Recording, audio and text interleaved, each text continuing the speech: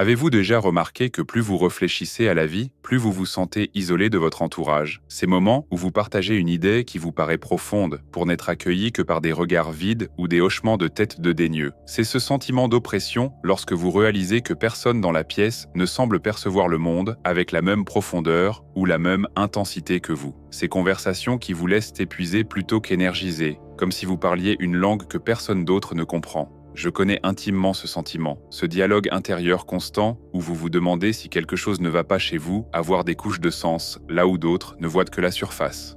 L'épuisement de devoir constamment vous réduire à l'état d'idiot, à aplatir vos pensées juste pour maintenir des liens.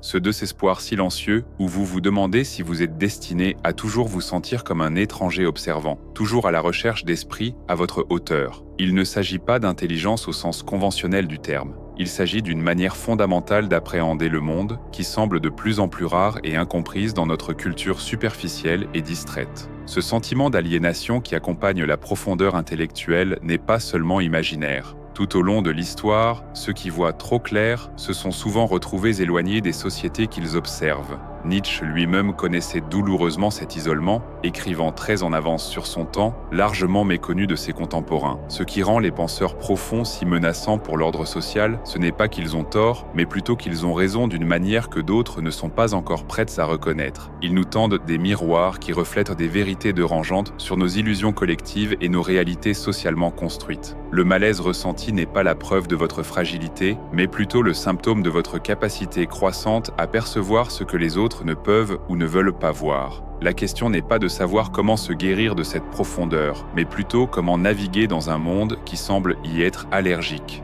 Comment rester fidèle à ses perceptions sans se condamner à un exil perpétuel des relations humaines? La première erreur que commettent la plupart des penseurs profonds est de supposer que leur isolement découle d'une supériorité intellectuelle. Cela crée une posture défensive qui ne fait qu'élargir le fossé entre eux et les autres. La vérité est plus nuancée et a été brillamment exprimée par Nietzsche dans son concept de perspectivisme. Ce qui distingue les penseurs profonds n'est pas nécessairement une intelligence supérieure, mais plutôt leur capacité à percevoir et à appréhender simultanément plusieurs perspectives. Alors que la plupart des gens se contentent d'un seul point de vue, le penseur profond change constamment de position, examinant les questions sous d'innombrables angles. Cette capacité enrichit la pensée, mais sape également la certitude et la stabilité que d'autres trouvent réconfortantes. Lorsque vous ne pouvez pas vous engager pleinement dans une perspective unique, vous devenez intrinsèquement déstabilisant pour ceux qui le peuvent. Votre seule présence remet en question leur certitude, suggérant des perspectives alternatives qui menacent le confort de leur point de vue fixe. C'est pourquoi même les personnes bienveillantes et bien intentionnées évitent ou rejettent, souvent inconsciemment, ceux qui réfléchissent trop profondément ou qui questionnent trop intensement. Ce n'est pas de la malveillance, mais de l'instinct de survie. Le vertige existentiel qui accompagne la multiplicité des points de vue est menaçant pour ceux qui ont construit leur identité autour d'un récit unique et incontesté. Permettez-moi de m'arrêter un instant et de vous poser une question directe. Combien de fois avez-vous censuré vos pensées dans une conversation, retenant toute la profondeur de votre perspective parce que vous anticipiez déjà les regards vides ou les silences gênants qui suivraient? Ce sentiment de devoir se traduire en une version simplifiée, juste pour être accepté, est non seulement frustrant, mais aussi dévastateur à la longue. Il crée une sorte de fracture intérieure où des parties de vous-même restent perpétuellement inexprimées et méconnues. Je comprends cette douleur, car je l'ai vécue moi aussi. La solitude ne se résume pas à être seul, c'est aussi être inconnu, même entouré. Si cela résonne avec vous, je vous invite à partager dans les commentaires « J'en ai assez de tamiser ma lumière pour mettre les autres à l'aise ». Vos mots pourraient être exactement ce dont quelqu'un d'autre a besoin aujourd'hui pour se sentir moins seul dans son propre isolement intellectuel. N'oubliez pas que nommer une expérience est souvent le premier pas vers sa transformation. Et peut-être plus important encore, en partageant votre vérité, vous créez un espace pour que d'autres puissent la reconnaître et l'exprimer. Ce sentiment de devoir atténuer sa lumière n'est pas seulement un désagrément social. Il représente un profond défi existentiel que Nietzsche a identifié il y a plus d'un siècle. Dans un monde de plus en plus dominé par ce qu'il appelait la mentalité grégaire, où le conformisme est récompensé et la pensée indépendante subtilement punie, le penseur profond est confronté à un dilemme douloureux. Dire sa vérité et affronter le rejet, ou se conformer et subir la lente mort de l'auto-trahison. La plupart choisissent une voie médiane, créant des liens superficiels dans la sphère publique, tout en resservant leurs pensées authentiques à des journaux intimes, des œuvres créatives ou de rares conversations avec les rares personnes qui comprennent. Cette bifurcation du soi, bien que pratique, a un lourd impact psychologique à long terme. Il est épuisant de traduire constamment ses pensées réelles en version acceptable, de maintenir la vigilance nécessaire pour savoir quelles parties de soi-même peuvent être révélées en toute sécurité dans quel contexte.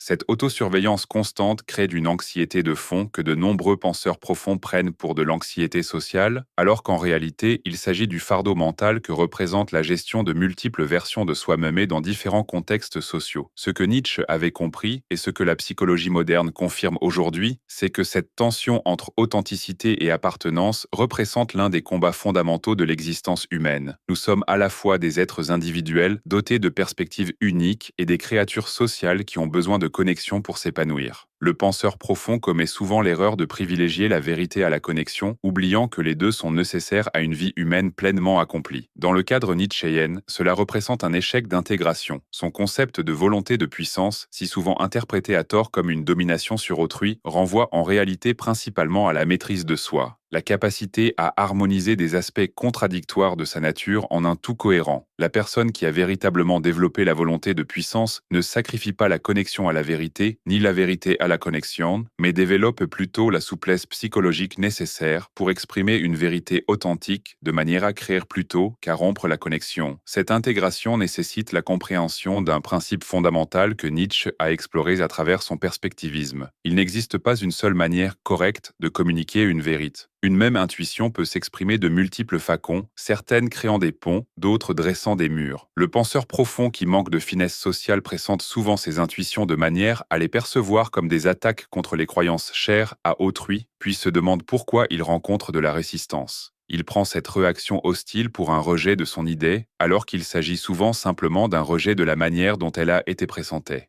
Le maître de la communication, en revanche, comprend que la vérité requiert rarement des formulations absolutistes ou un discours conflictuel. Il sait que les questions ouvrent souvent les esprits que les déclarations fermeraient, que la curiosité crée des liens tandis que la certitude crée de la distance. Il reconnaît l'importance du timing, que certaines intuitions ne peuvent être recueillies que lorsque les bases appropriées ont été posées, lorsque la confiance est établie. Considérez la différence entre les approches suivantes, dire à quelqu'un votre croyance est erronée, et voici pourquoi, et dire j'ai réfléchi à la question sous un autre angle, et je suis curieux de savoir ce que vous penseriez de cette perspective. Les deux peuvent remettre en question une croyance fondamentale, mais la seconde crée un espace de dialogue, tandis que la première suscite une résistance défensive. Il ne s'agit pas de malhonnêteté ou de manipulation. Il s'agit de reconnaître que le support par lequel une idée est transmise est aussi important que l'idée elle-même. Un communicateur compétent choisit des supports qui peuvent être recus sans déclencher de réaction défensive.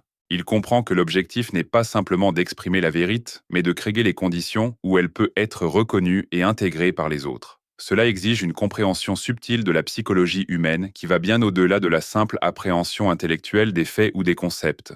L'isolement du penseur profond provient souvent d'une certaine forme de naïveté, la conviction que les autres accorderaient naturellement autant d'importance à la vérité et à la perspicacité qu'eux. Cette hypothèse engendre déception et frustration constante lorsqu'on découvre que la plupart des gens privilégient le confort, l'appartenance et le maintien de leurs croyances, plutôt que la quête d'une compréhension plus profonde. Il ne s'agit pas d'une faute morale de part et d'autre. Il s'agit simplement d'une différence d'orientation psychologique. La plupart des gens, la plupart du temps, ne sont pas engagés dans une quête de vérité. Ils s'engagent dans le projet tout à fait raisonnable de créer de la stabilité, du sens et du lien dans leur vie. Lorsque votre communication menace ces besoins fondamentaux sans offrir de bénéfices clairs en retour, la résistance est non seulement probable, mais inévitable. Le penseur profond qui ne saisit pas cet aspect fondamental de la nature humaine est condamné à une frustration et une aliénation perpétuelle. Jung, dont le cadre psychologique s'appuie sur les réflexions philosophiques de Nietzsche, a observé que de nombreux intellectuels restent limités dans leur développement émotionnel et social, précisément parce qu'ils s'appuient excessivement sur leurs forces cognitives tout en négligeant d'autres aspects de leur humanité. Ils développent leur fonction de pensée à un degré extraordinaire, laissant leur fonction émotionnelle,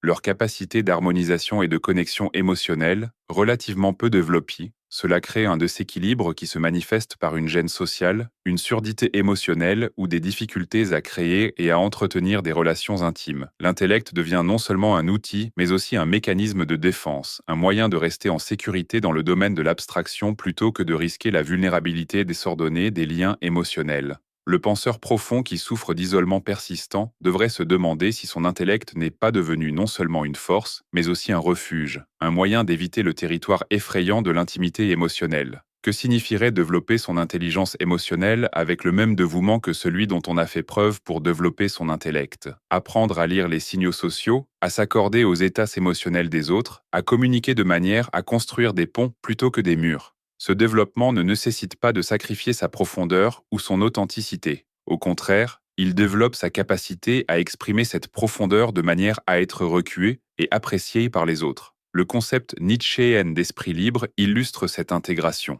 L'esprit libre n'est pas simplement quelqu'un qui pense de manière indépendante. Il s'agit de personnes ayant développé la liberté intérieure de naviguer avec fluidité entre différents modes d'être, de s'adapter au contexte sans se déconcentrer, de se connecter authentiquement au-delà des différences sans compromettre leur nature essentielle. Elles ne se définissent pas par une adhésion rigide à une identité particulière, mais plutôt par leur capacité à grandir, à expérimenter et à se dépasser. Le chemin vers cette intégration commence par une reconnaissance cruciale. Votre intelligence n'est pas intrinsèquement isolante. Ce qui crée l'isolement, c'est la façon dont vous vous connectez à cette intelligence, dont vous l'exprimez et les attentes que vous placez envers les autres pour la recevoir. Nombre de penseurs profonds développent une relation conflictuelle avec le monde, considérant inconsciemment les autres comme des obstacles à surmonter ou à éduquer plutôt que comme des compagnons de route dotés de perspectives et de talents propres et valables. Cette attitude, bien que compréhensible compte tenu des expériences répétées de rejet ou d'incompréhension, devient une prophétie autoréalisatrice. Lorsque vous abordez les interactions en vous attendant à être mal compris, vous communiquez de manière à garantir pratiquement ce résultat.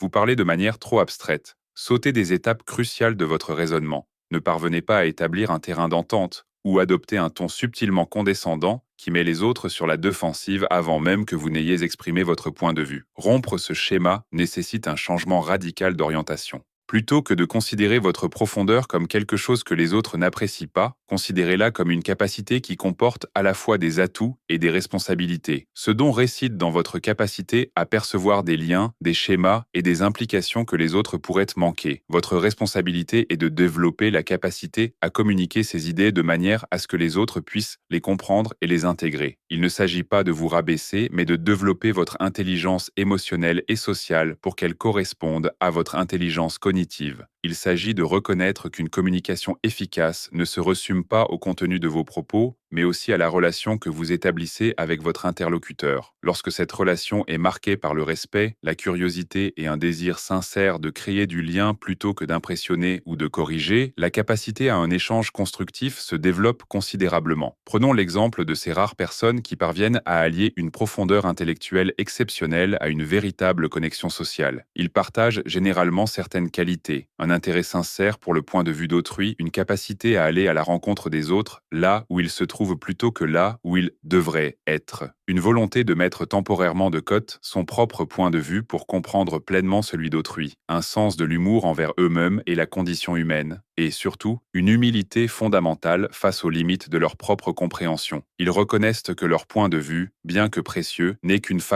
de voir parmi d'autres, et que le point de vue des autres, même s'il paraît simpliste, recèle souvent une sagesse qu'ils pourraient ignorer de leur point de vue. Cette humilité n'entame pas leur confiance intellectuelle, elle l'ancre plutôt dans une évaluation plus réaliste de la nature complexe et multiforme de la vérité. Le chemin vers cette intégration n'est ni facile ni simple. Il exige d'être prêt à éprouver de l'inconfort, à risquer la vulnérabilité, à commettre des erreurs, à paraître ridicule, à voir ses idées chères remises en question ou mal comprises. Cela exige de la patience envers soi-même et envers les autres pour développer de nouvelles capacités et aborder des terrains émotionnels inconnus. C'est ici que le concept de volonté de puissance de Nietzsche prend tout son sens. Le véritable pouvoir, selon lui, ne consiste pas à contrôler les autres, mais à développer la maîtrise de soi, à intégrer les aspects disparates de sa nature en un tout harmonieux. Le penseur profond qui a développé la volonté de puissance n'a pas besoin de validation extérieure de son intelligence, car il a intériorisé un sentiment sur de sa propre valeur. Cette sécurité lui permet de se concentrer moins sur la démonstration de son intelligence et davantage sur une connexion authentique avec les autres, sur l'utilisation de ses dons au service d'échanges constructifs plutôt que sur le renforcement de son ego. La transformation commence par une série de changements pratiques dans votre approche des interactions. Tout d'abord, adoptez une attitude de curiosité sincère envers les points de vue des autres, non pas comme des positions à refuter, mais comme des fenêtres sur différentes manières d'appréhender le monde. Entraînez-vous à poser des questions qui ouvrent le dialogue plutôt que des affirmations qui le ferment. Apprenez à reconnaître quand une conversation est prêtée à être approfondie et quand elle doit rester superficielle.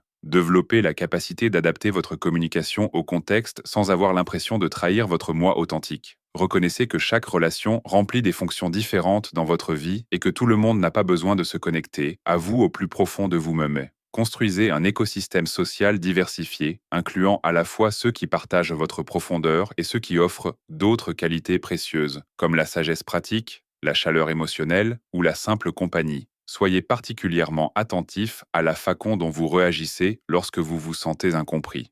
Vous repliez-vous sur vous-même par blessure ou frustration? Vous entêtez-vous avec des explications plus complexes? Jugez-vous silencieusement l'autre comme incapable de comprendre? Aucune de ces réactions ne crée de lien. Essayez plutôt de ralentir, de demander à l'autre ce que vous avez entendu dire, de clarifier les malentendus avec patience et surtout, de rester sincèrement ouvert à la possibilité que l'échec de la communication puisse provenir en partie de votre façon de vous exprimer plutôt que entièrement de la capacité de l'autre à comprendre. Cette humilité, cette volonté d'examiner votre propre contribution au malentendu, représente une étape cruciale vers une connexion plus efficace. Le perspectivisme de Nietzsche offre un cadre puissant pour cette transformation. Lorsque vous adhérez pleinement à l'idée qu'il existe de multiples perspectives valables sur toute question, vous vous attachez moins à voir les autres adopter votre point de vue et vous vous intéressez davantage à l'échange enrichissant qui naît de la comparaison de différentes perspectives. Vous reconnaissez que votre perspective, bien que précieuse, reste intrinsèquement limité par votre position, vos expériences et vos tendances cognitives particulières. Cette reconnaissance nourrit une véritable curiosité pour la façon dont les autres voient le monde, non pas pour les corriger, mais pour élargir votre propre compréhension. Le penseur profond qui a adopté le perspectivisme n'a pas besoin de convaincre les autres de sa justesse. Il s'intéresse davantage aux nouvelles perspectives qui émergent du croisement de différents points de vue. Ce changement ne signifie pas abandonner la quête de la vérité ni diluer ses idées pour les rendre plus acceptables. Il s'agit plutôt de reconnaître que la vérité s'approche mieux par le dialogue, par la comparaison et l'intégration minutieuse de multiples perspectives, grâce à un processus qui inclut, sans s'y limiter, l'analyse rationnelle. Cela signifie comprendre que les idées les plus profondes émergent souvent, non pas de l'isolement, mais de l'espace entre les personnes, dans la friction créative qui se produit lorsque différentes perspectives se rencontrent avec ouverture et respect mutuel. Le génie solitaire qui travaille seul représente un modèle incomplet de développement intellectuel. Si les périodes de réflexion solitaire restent essentielles, tester et affiner ses idées par des échanges constructifs avec autrui ajoute des dimensions de compréhension que la pensée solitaire ne peut apporter. Pour le penseur profond habitué à l'isolement, ce chemin exige du courage. Cela implique de risquer le rejet, l'incompréhension et l'inconfort d'agir en dehors de son domaine de prédilection. Cela implique de développer des capacités qui pourraient initialement sembler étrangères ou inconfortables. Mais les récompenses sont profondes. En apprenant à combler le fossé entre sa profondeur de perception et sa capacité à se connecter aux autres, on découvre une nouvelle forme de liberté. Libéré de la fausse dichotomie entre expression authentique et connexion humaine, on trouve des moyens de satisfaire ces deux besoins simultanément. On découvre que sa profondeur, lorsqu'elle est habilement exprimée, peut devenir un cadeau pour les autres, plutôt qu'une barrière entre soi. Vous rencontrez ces rares âmes sœurs qui apprécient votre façon particulière de voir les choses, tout en développant la capacité d'établir des liens significatifs avec un plus large éventail de personnes. C'est dans cette intégration que réside l'essence de ce que Nietzsche appelait devenir soi-même, non pas en rejetant sa sa profondeur intellectuelle au profit de l'acceptation sociale, ni en s'accrochant à cette profondeur au détriment des liens, mais en développant tout le spectre de son humanité. L'esprit véritablement libre n'est pas le génie isolé, mais l'être humain intégré qui a développé la capacité d'évoluer avec fluidité entre profondeur et surface, entre solitude et connexion, entre différents modes de connaissance et de communication. Cette intégration ne se fait pas automatiquement. Elle exige une intention consciente, un effort soutenu et une volonté de sortir de sa zone de confort. Mais chaque pas dans cette direction élargit votre liberté, votre champ d'expression et votre capacité à vous engager pleinement avec les idées et les gens. Le miroir que vous tenez en tant que penseur profond reflète des vérités que d'autres préféreraient peut-être ne pas voir. Mais la façon dont vous tenez ce miroir, l'angle sous lequel vous le pressentez, le contexte que vous créez autour de lui, tout cela détermine si les autres osent vous regarder ou s'ils se détournent, se défensivement.